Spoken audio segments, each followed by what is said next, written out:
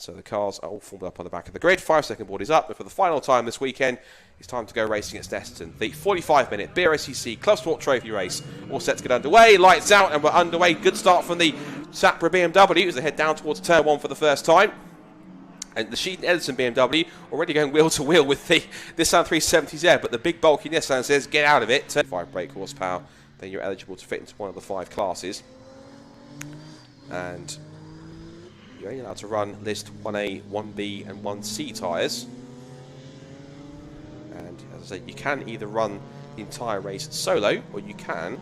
So we had a decent 30 plus car grid at the first Clubsport Trophy race, all the way back in towards the beginning of May, in some slightly adverse conditions. We also had a decent race at Silverstone.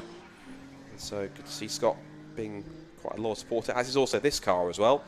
The David Sheed, Malcolm Edison BMW, that also gets around in plenty of club and based sort of mini endurance series, including Clubsport Trophy. It's one of the few cars that, if I'm correct, I think has been competing in every one. I think it matches as well cars like including in this race, the David May 370Z and the Scott Ferguson Mark 1 that have essentially completed every single Clubsport Trophy race. So they are essentially the loyalists of the champion of the series, as amongst others, of course, which again remind you has had quite popular grids of 30 plus cars for just about every race meeting up until now. Just some logistical and calendar clashes, etc., with some drivers who would regularly come and compete. That is the same MX-5 which two of the BRSCC staff were competing in just a couple of weeks ago at Donington Park, being actually the brainchild of the Clubsport Trophy.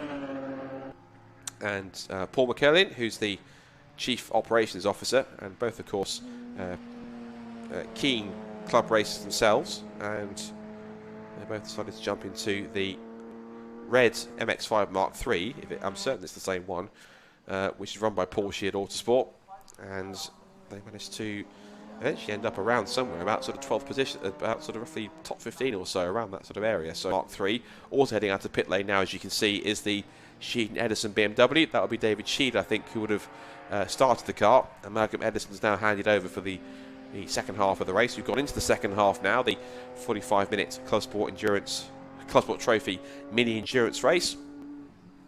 Scott Ferguson has also completed his pit stop as well, so we're just waiting for the second half of the field to come ahead and make its pit stops. We've had sadly lost the Reed and Drinkwater leads, David May second, and then we've still got the Sheed and Edison BMW here, which is third and Class B leader, so they will be looking to take home the Class B honours. Scott Ferguson fourth, who will be second in Class B. Andy Bailey in fifth position, so Andy Bailey will take the C-Class honours.